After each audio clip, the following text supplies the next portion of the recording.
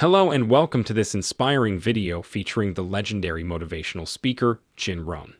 In this talk, Rohn shares a powerful message about attracting success into our lives. He believes that in order to achieve the success we desire, we must first become someone deserving of success. In other words, we must work on ourselves and develop the qualities, skills, and mindset that will enable us to reach our goals. Rohn's timeless teachings on personal growth and success have impacted millions of people around the world. His insights are not only practical but also deeply insightful, and they have the power to transform our lives if we apply them. So, get ready to be motivated and inspired by the wise words of Rohn and learn how to become the kind of person who attracts success into their life. Success is something you attract by becoming an attractive person. What would make you an attractive person in the marketplace? So you have the best chance to get the best job, to get the best pay, to have the best opportunity, work with the best people, be welcome at the best tables of learning and enterprise, to sit at the conference table of promise and future. How do you get there? Some things to remember. This first little part I call acceptable and unacceptable behavior. Now, part of our learning affects us in the marketplace. The skills we've developed affects us in the marketplace. You might have had to go to school to work in a certain segment of the marketplace. If you're going to be a doctor, you've got to go to the proper school. If you're going to be a lawyer, you've got to go to the proper school. But there's something else now that affects us all in the marketplace that I want to deal with here, and that's called behavior in the marketplace. Not just your skills, not just your learning, not just what you know, but how you behave. Key phrase, the things that make you obviously a good person, an acceptable person, or unacceptable.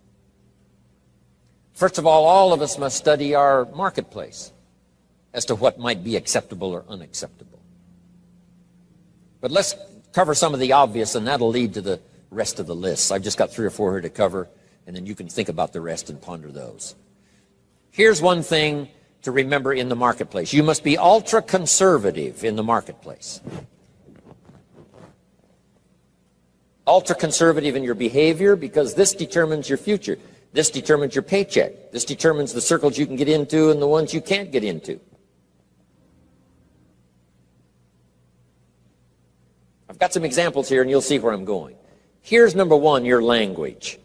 The language you use in the marketplace has so much to do with your paycheck. Now, in some areas, that may not be totally true, where you could use bad language and tell dirty stories and cuss all day long, and it wouldn't make any difference. You know, if you're around people that cuss all day long and tell dirty stories, what difference does it make? Doesn't make any difference. But if you would like to exercise your skill and ability in another segment of the marketplace, here's one thing you might have to correct, or you might have to at least watch carefully, and that's your language in the marketplace. So jot this down. Be ultra-conservative in your language in the marketplace. Otherwise, you may destroy parts of the market that would gladly accept you and your product and your service if your language wasn't so unacceptable. Guy says, well, I'll tell dirty stories and cuss wherever I please, and I'm not saying that's wrong. I'm just saying it'll cost you.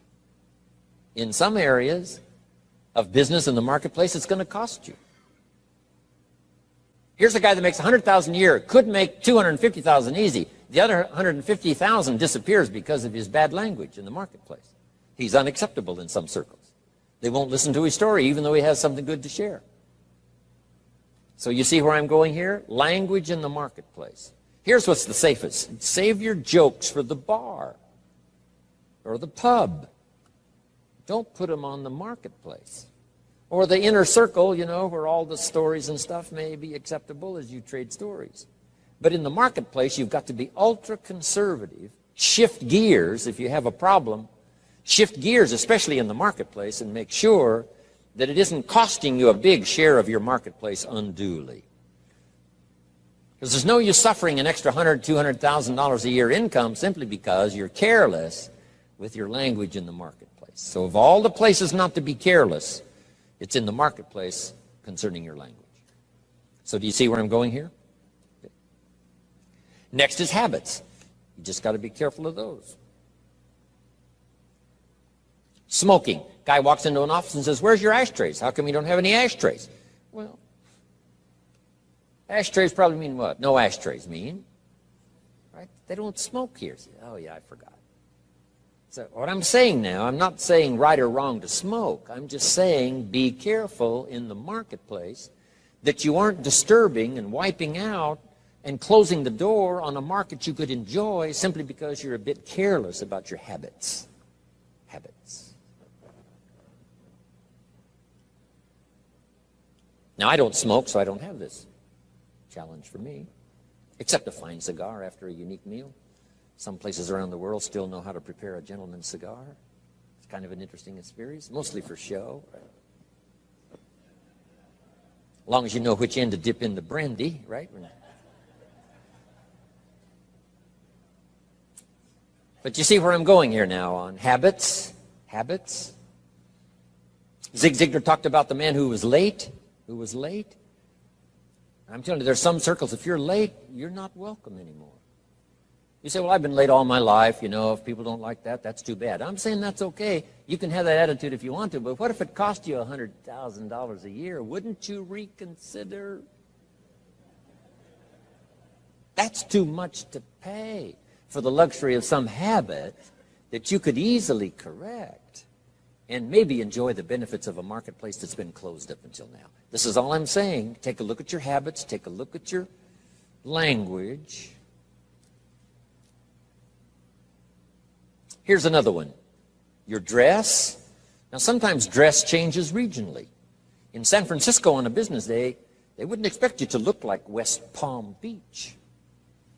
If you dress like West Palm Beach on a business day in San Francisco, they'll treat you casual.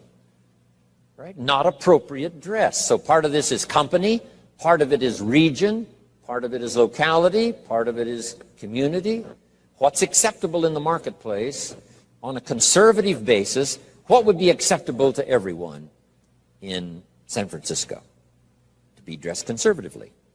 In West Palm Beach, you can have a casual business dress. Perfectly acceptable. The key is to find out, so that you don't cost yourself market that you could enjoy. You don't cost yourself customers that you could have. You don't cost yourself people that would gladly join and be part of it, except for these difficulties. I had to learn some of this stuff. All of us have to learn the social graces and what's acceptable. The white socks don't go with the black tuxedo. I mean, some things you just have to learn. What if a guy called on farmers in his tuxedo? See, the word would spread. You should see this clown. So now that's the severe side, but here's what I'm asking you. Check your dress, check your clothes, check your attitude, check your behavior, check your language, check your habits, especially in the marketplace where you get paid. No use slamming the doors you don't need to slam. No use shutting off opportunity that you don't need to shut off by not considering some of these things, okay? One more I found important. Make your employer, not your banker. I wondered why a few opportunities I lost, because too quickly I asked for a raise. I'd only been there a month, and I said, could I have an advance? An employer says, wow, I thought we hired the right guy, but this guy needs extra money already. Can't manage his affairs, has to have an advance. So here's what don't make your employer your banker. Make your banker your banker. If you need a little extra money, go to your bank. Go somewhere, but not to your employer. Here's why. An employer is like opportunity. And opportunity doesn't want to see your need. Opportunity wants to see your seed. So let employer be employer, let banker be banker, let friend be friend.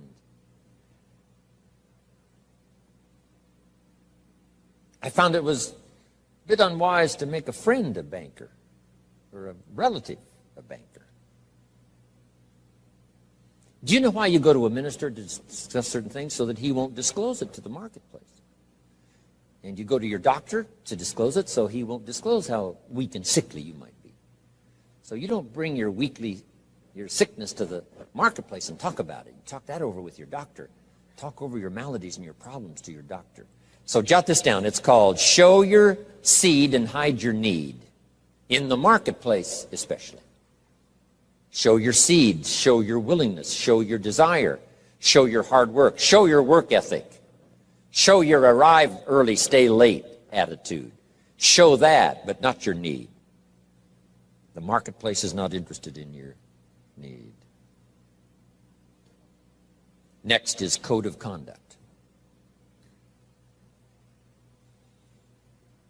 It's not a bad idea to take a piece of paper someday and just jot down what is your code of conduct. What do you expect from yourself? Some things you will do, some things you will not do. Jot this phrase down. What I want to be known for. Here's what I want to be known for. And that's not a bad list to make. As we're building our reputation day by day, week by week, month by month, and one opportunity leads to the next, depending on what we're known for. These are some of the things that may not appear in your resume. You know, you've been to school and you learned these skills and you work for this company and you were there 9 years and so on. In addition to that now, what's really important, especially for your own psyche, is to make a list of what you would like to be known for. I wanted to be known for always doing my best. I never wanted anyone to be disappointed, at least in my presentation. They might be disappointed with my ideas because they thought I was wrong. They might be disappointed with my position because they thought it wasn't right. And they might be, disappointed because, I didn't say what I believed, was contrary to what they believed. They might have been disappointed in that, but they were never disappointed in my sincerity, never disappointed in my ability to speak from my heart and my soul. If you have charge of some of my life and you send me off to another country, I promise to represent you grandly. I promise you won't have to stay awake nights wondering about Jim Rohn if you've sent him to Paris. I want you to be able to say, forget about Paris, Jim Rohn is there. He'll take care of it in the best style. He won't show up late and he won't show up drunk. He will represent us well. So have you got that good question now? What do I want to be known for? I want to be known for being on time. I want to be known for staying late. I want to be known for not ignoring anyone. I want to be known for my unique ability in conversation as well as presentation. I want to be known for the fact that I care for kids as well as adults. I want to be known for the company's interest as well as my own. I want to be known for one who helps to feed the goose that lays the golden eggs. I want to be known. I want to be known for my leadership skill. I want to be known for my attitude. I want to be known. What would that list be if you were to make it? Here's what I want to be known for. Sometime in the privacy of your own thoughts, away somewhere, just work on that list. Here's the reputation I want to build. Now, here's what's next under personal development. Under personal development, develop these 5 abilities.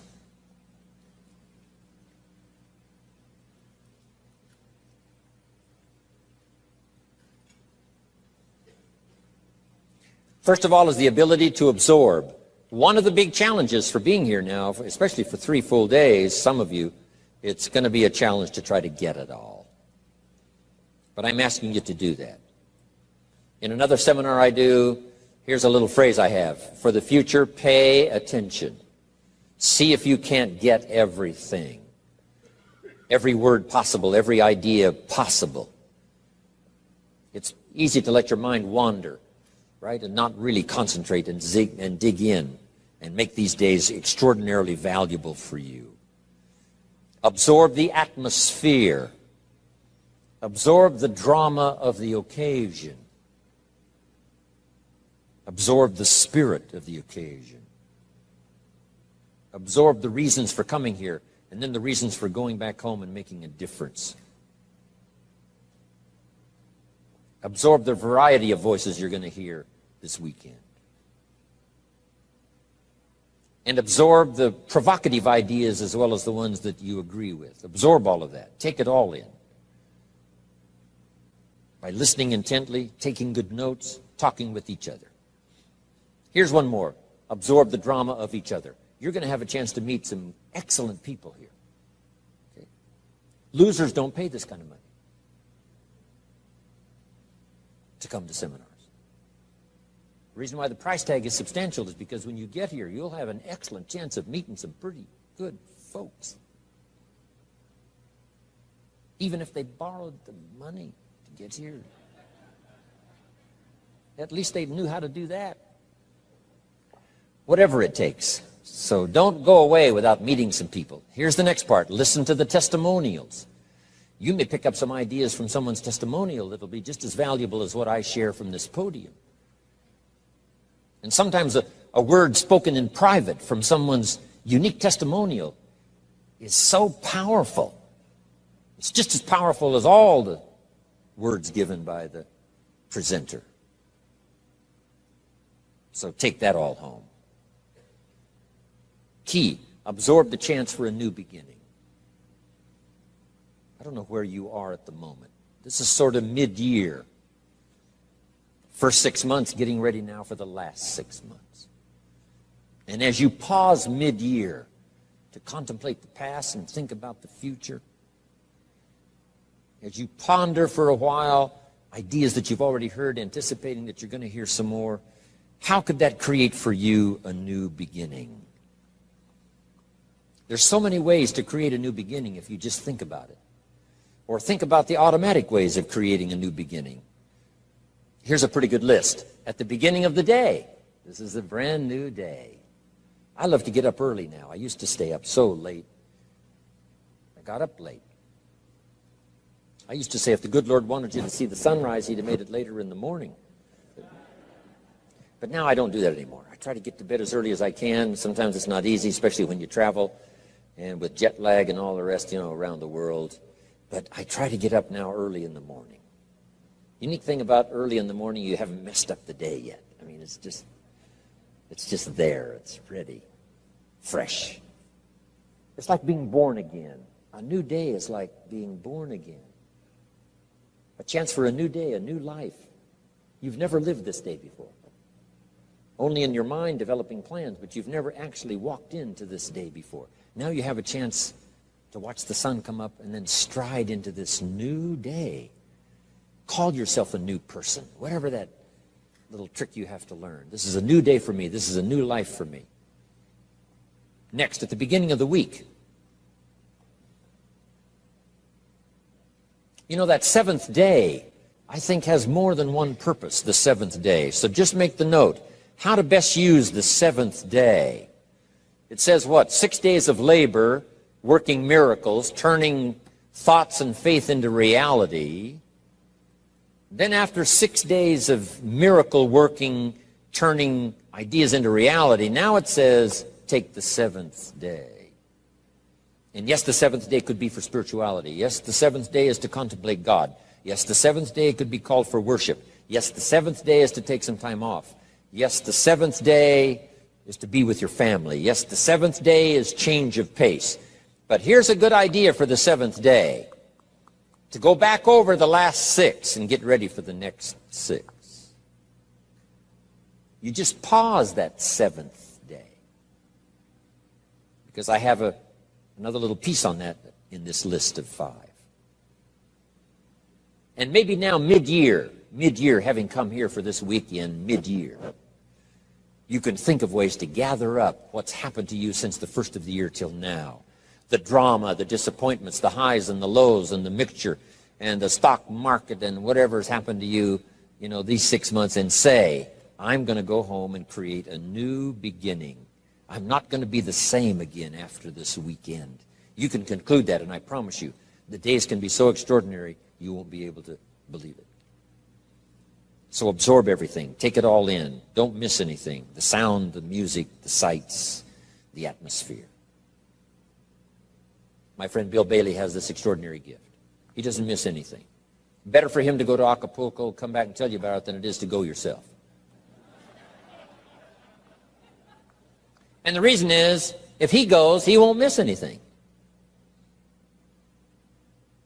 He'll soak up every detail, every person he met, the food and the aromas and the sights and the sounds and the colors and the people and the countryside.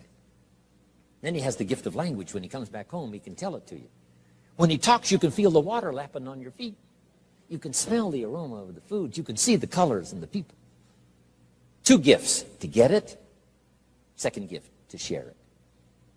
And put it in dynamic words, leaving out no detail. Because here's the key to remember: the drama is in the detail. Lady tells me I've lost 60 pounds. I said, well, is that it? Is that the end of the story? She said, oh, no. Oh, no. There's a lot more to the story than that. And I said, well, I appreciate the number, but give me the details. What was going on in your life before? She says, well, misery you can't believe. I know I missed 3 good jobs just because I had too many pounds. And I says, how do you feel now? And she starts to cry. Wow, that's what I want to hear. The details. The drama is in the details. Give me the numbers, yes, but what does this number mean? For some people, the number means everything, before and after. The number means so much drama you can't believe, before and after. Before the day and after the day.